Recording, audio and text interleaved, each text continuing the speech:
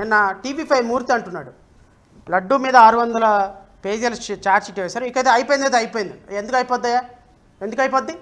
పెట్టు డిబేట్. నేను అడుగుతున్నా, నువ్వు డిబేట్ పెట్టాల్సిందే, నేను రావాల్సిందే. నేను అడుగుతున్నా సాంబశివరావుని, వెంకటకృష్ణని, మూర్తిని కూడా అడుగుతున్నా. నేను మీరు నా మిత్రుడు వంశీని కూడా అడుగుతున్నా, మీరు డిబేట్లు పెట్టండి.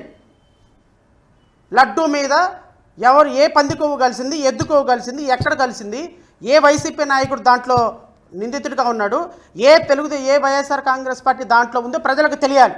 అది మీరు తప్పు చేశారా? తప్పు చేస్తే క్షమాపణ చెప్పండి. ముఖ్యమంత్రి Chandrababu Naidu, Nara Lokesh and as well Pawan Kalyan ముక్కుకు నేలకు రాసి చెప్పండి సమాధానం. తప్పు అయిపోయింది వెంకటేశ్వర, ఇంకొకసారి మేము ఇలాంటి రాజకీయ క్రీడ ఆడం, అనవసరంగా తప్పు చేశాము, తేలుకుట్టిన దొంగలాగా అయిపోయినాము, ఇప్పుడు అరవలేము, మాట్లాడలేము, ఏం చేయాలో అర్థం కావట్లేదు. సుప్రీంకోర్టు చెప్పేంత వరకు ఆగలేదండి వీళ్ళు.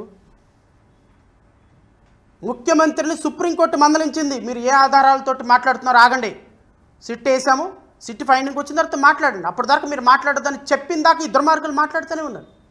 ఈ పవన్ కళ్యాణ్ మాట్లాడుతున్నాడు సనాతన ధర్మాధికారి.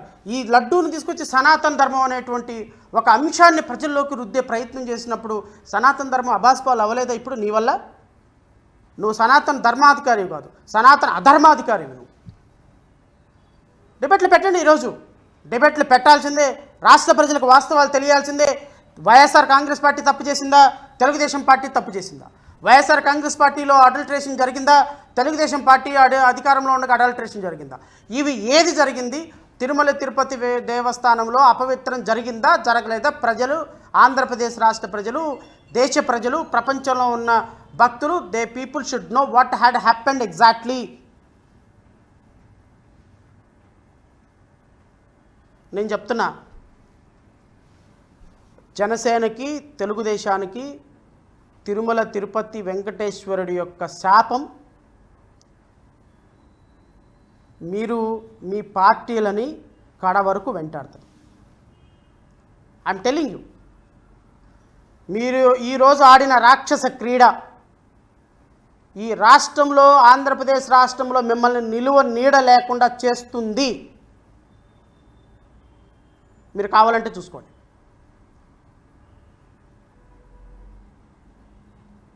రాజకీయాలు మీరు ఎన్ని చేసినా ప్రజలు క్షమిస్తారు, కానీ భక్తుల మనోభావాలతోటి ఆడుకున్నారు. చూశారు, ఒక వ్యక్తిని బదనాం చేయాలి అని ఏమైంది?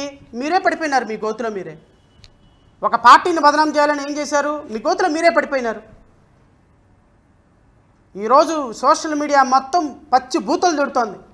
ఒక్కడు మాట్లాడటంలో తెలుగుదేశం కార్యకర్త